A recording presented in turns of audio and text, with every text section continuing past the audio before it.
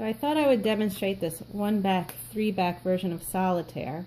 And what we do is we're always comparing the next card we flipped over to one position back or 3 positions back. So in this case there's no similarity. This ace can go on top of the heart because they're both hearts. This 3 cannot go on the ace of hearts, 3 of spades. This now we're comparing against 1 back, so we could put it here, we could put it 1 back, or we can go 3 back. So we can put it on the 9 of clubs because they're both clubs. Again here, now this is a good one, we have the king of hearts. We can put it either on the 3 of spades or the king of clubs in terms of position. We're going to put it on the king of clubs because they're both kings. And now we can take the heart and place it on the other heart. So I'm going to move this to here. And the goal of the game is to try to get all of the cards into one pile at the front end. So again, nothing to do there. 1 back or 3 back. It's our first diamond. When you're playing, in order to help yourself make good decisions, it's good to kind of keep an awareness for the cards that are being dealt, so that you know, okay, that's my first diamond, or that's my first 2. That's the second time I'm seeing a 7. So just to review what I just did here, this 7 of spades was able to go on the 3 of spades because they're both spades. By putting it here, I can now go 1 back with a different card, the club, not on a club, but the 7 on a 7. You can exercise this 1 back or 3 back for any position. So I could compare the 2 of diamonds to this or this. I can compare the 7 of clubs to this. So I'm going to collapse this. Now I have another, the 2 of diamonds can now compare to this one. Stays there. And here we have another opportunity to collapse things. Instead of going here, I can put this card on either 1 back or 3 back position. I could put it, the 2 on the 2. And then the club on the club here. Ooh, that's a lot of 2s so far. So we can do this one of 2 different ways.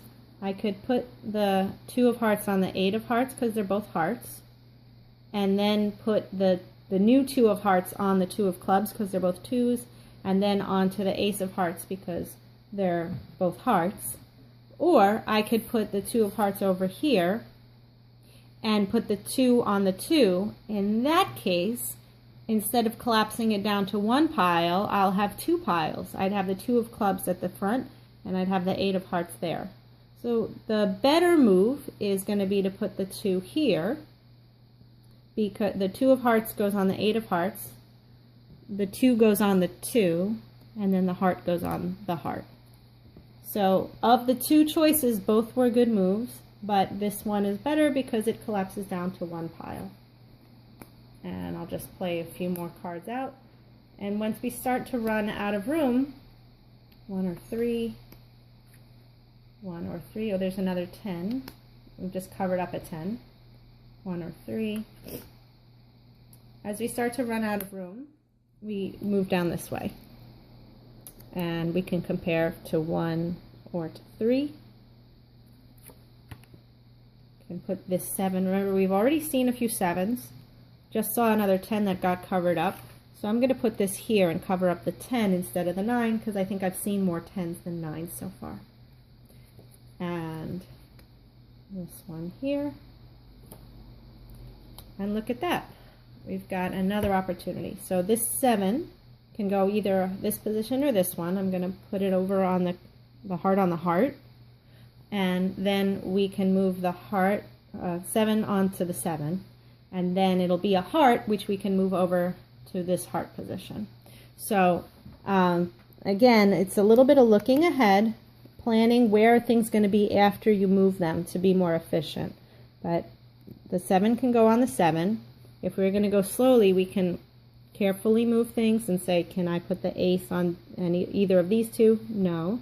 Can I put the 9 on either of these 2? No. The 7 can go over to here. 7 of hearts on the 2 of hearts. And then we have to ask ourselves the question again. Can I put the 9 on either of these two? No. Can I put the ace on either of these two? Yes. I can move this over again. So that gives you an idea of how the game proceeds, and when you start to run out of room, you just loop around the bottom. So just put a couple more cards out.